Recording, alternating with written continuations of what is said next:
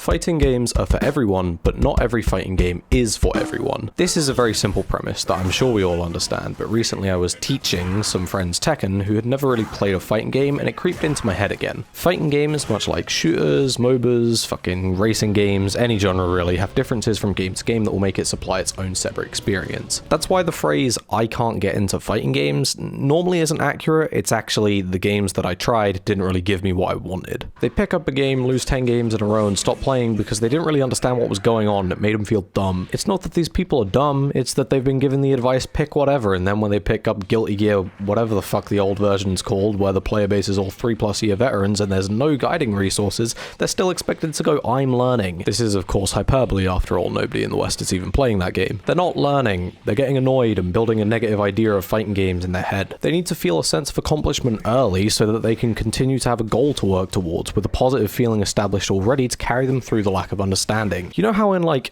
any multiplayer shooter, there's a matchmaking system that feeds you into the right skill group of players, and because of that, even though you're inevitably going to have some frustrating games, it's not so frustrating that you'd rather watch someone stand down a ballsack. You end up playing against people that are almost exclusively as uninformed as you. These systems work because they're densely populated enough so that you have players at all skill levels. When these games eventually become less popular, it becomes much harder to find anyone at your skill level. The majority of people still playing will be the people at the higher end of the skill scale, which makes the process of finding that hook to keep you interested much harder because you're just getting fucked. That's why I think that one of the best pieces of advice that you can give to someone who wants to get into fighting games is pick a game that you like the look of, that's popular. Anyone who's playing fighting games will be improving slowly over time. Every veteran knows this because we all create smaller goals that we want to achieve that become the satisfaction we're looking for, and that goal eventually leads to a win. New players don't do that. They set vague goals like win more. In a game where there's new players, to make it so that new players can get wins, it becomes much easier to set a real achievable goal because the universal vague goal is satisfied temporarily but becomes harder to achieve over time. A player wins for a bit and then they lose, and they notice that their opponent was doing a lot more damage to them, and so they set a goal to learn some combos so that they can stay ahead of the universal goal. The goal stops being winning, but instead becomes this factor that will provide them with a permanent skill that leads to winning. In a less populated game, the player goes 0-20 and they refund the game. That's not a problem with the game, it's not a problem with the person, it's hardly even a problem. It's just that we want to feel satisfied, and 99.9% of the time when someone's playing a multiplayer game,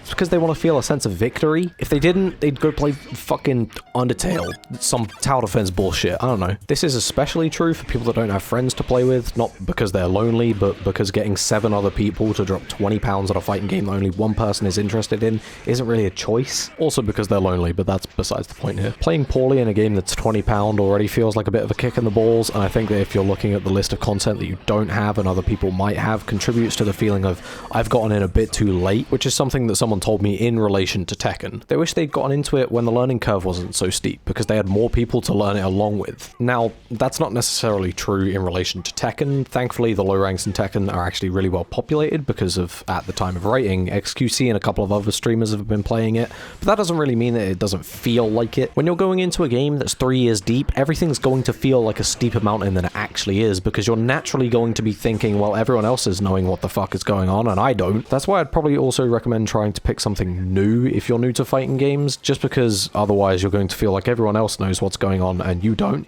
even though nobody knows what's going on. Alright, so we've covered that new players should probably pick something new and something that's decently populated on top of being something that they like the look of, obviously. But what about you? Because I know you, there's only like 300 of you. How could I not know you? You're either a person who's decently well invested in fighting games, or you're a smasher. What about the fighting games for you?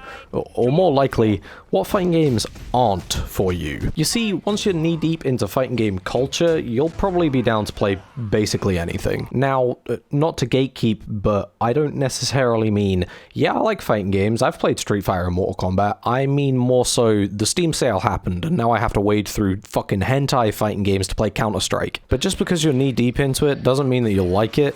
Take, for example, everyone who knows me knows that I hate this game. I've had more fun working 3 years at a McDonald's where I was so fragile that I used to start crying at the sound of the fry cooker alarm going off. But that doesn't mean that I went into this going, oh, well, this looks like fucking trash, let's play it. It looks nice, and hitting big stuff feels really satisfying, but I think it feels super simple for a game where I was expecting some mechanical complexity. For me, this game has a weird middle ground feeling where it doesn't really push its mechanical complexity far enough for me to enjoy its depth, but it's not simplified enough that it feels pick up and play the same way that a game like Phantasy Strike or Power Rangers does. In Phantasy Strike, you got 3 buttons and they're all simple as fuck. Pick up your fight stick and have a whale of a time. In Granblue, you've got 4 special moves and 4 buttons. Pick up your fight stick and have a whale of a time. But this move only has invincibility on EX. Okay. And you've got these variations on specials. Okay. But this move only works on counter hit. Okay, I don't care. This very clearly isn't a bad thing. It creates depth in different ways, and now that you've got choices and responses that become more and less effective based on player choice, but that's not really what I'm looking for in a simple game.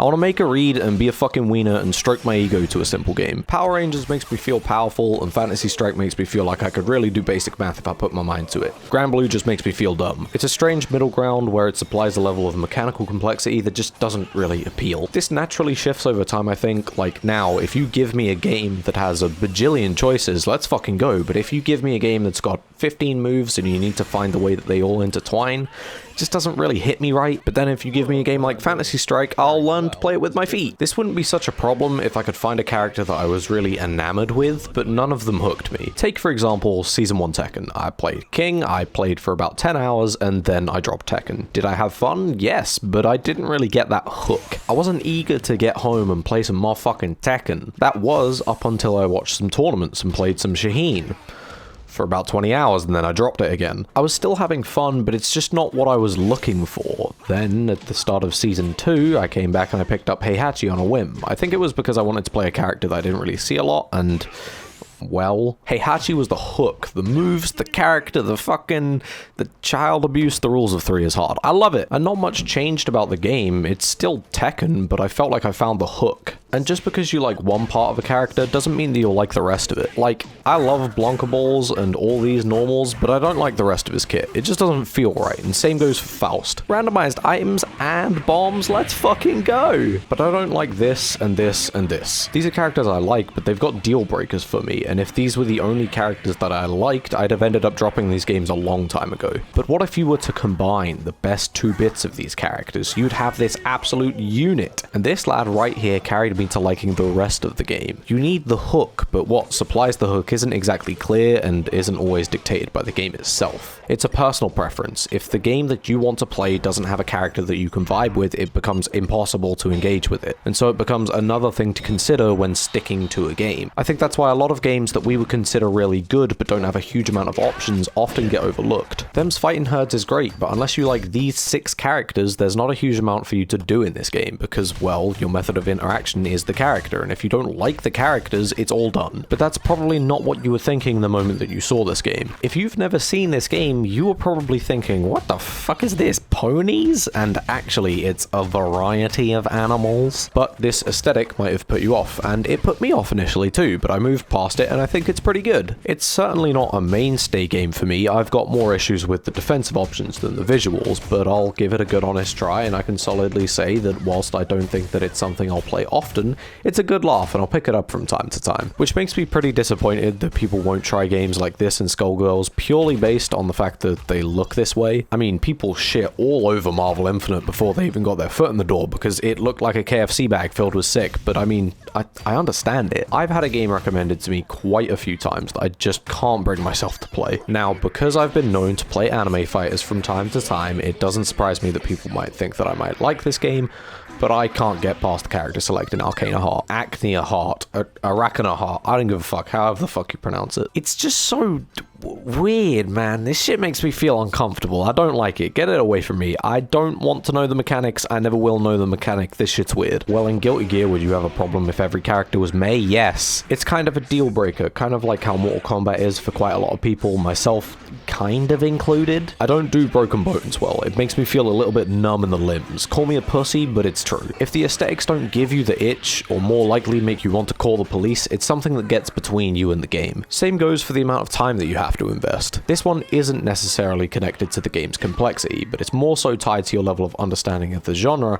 and also the amount of complexity that is about to go into the game. For example, SF5 isn't a game that I've played since the time of its release because my computer couldn't run it at the time, but it wouldn't take me very long to pick it up. That's because I've played a really wide variety of fighting games, and a lot of the characters that are in that game have very easy to understand concepts, which means that if I wanted to put like 3 hours into it and start learning, I'd probably have a great time, and that's time that I've got, so I'd enjoy it, given that other points don't get in the way of my enjoyment. However, if I wanted to learn a game like Xrd today, well, what the fuck? Xrd isn't a game that you can learn in 3 hours, it's a game that you learn in 8 hours, turned sideways. It's a good job that I was learning Xrd when I was in school and not really doing anything productive, which meant that I actually had time to get familiar with the game over all of that period of time. If I went to learn the game now, where I'm coming home from work and debating 15 minutes of Tekken or Gear before I inevitably get tired and play 3 hours of Minecraft before going to bed, I would have never learned it. That's not a problem with the game, but it's a game with so much that you need to learn, with so many asterisks on different situations, that if you're not in a position to learn it, you're not going to have a good time with it. This is also compounded if you've also got other games that you're currently learning or games that you've played for a couple of years and want to maintain a certain level of quality in. It might be possible if you've got some other friends to play alongside with.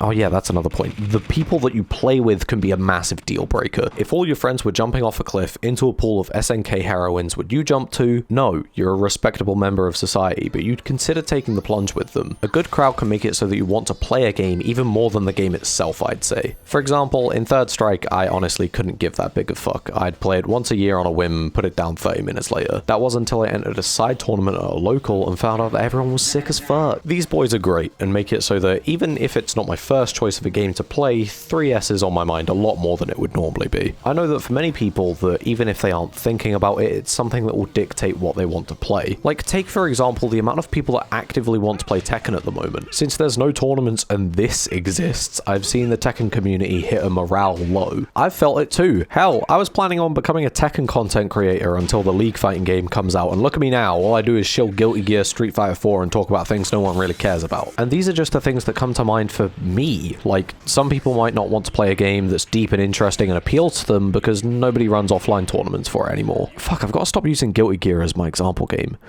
Some people might not want to play a game that's deep and interesting and appeals to them because the online sucks. Fuck! Some people might not want to play a game based on the developers of the game. This is something that has been an issue for Skullgirls recently, and I've also seen the issue leveled at the Riot fighting game too. Which, by the way, Riot, please give me a key. I love you. This is something that doesn't really come into mind for me. Personally, I'm very firmly in the art should be separated from the artist camp, but I also fully understand why people have an issue with it. And then there's things like tools. Like, for some people, they might love the idea of playing Tekken, but once you start reaching that mid-level where you have to start understanding frame data more to really get your knees deep into beating someone's ass, they might turn around and just be done with it. Some people could really enjoy Guilty Gear if the frame data was more easily accessible in the game so that they could break down scenarios, but its lack of representation becomes a problem. This is a big issue for me personally. I can look past it because there's external resources for it, but like, fuck. I wish there was somewhere in the game that would just tell me that Slayer is plus 12 here because I've spent 600 hours trying to press here and now I can't break the habit. There's a lot of different factors that make and break games for people, a lot more than I've probably listed here. And so if you come up to me and you say, yo, you should try this game, it's really good, and the answer is no, don't get too disheartened. It might not be that I don't want to, it might just be that I don't have time, or that I've got other games that appeal more, or maybe you're just a big fat dick and I don't want to play with you. I feel it's important to note that this isn't actually any particular person. This person doesn't exist, just in case, you thought it might be you. It's not. You're a sweetheart. Thank you for watching. I don't know how to end this video, so I'm just gonna, Oh, did you know Fantasy Strike is free now? I think everyone should give this game a shot. It's got good netcode, it's actually got good cross-platform play, it's actually pick up and play, and it's good. It's good. This isn't a hashtag ad, by the way. Alright, bye. Change the beat, the sky is not the same no more today.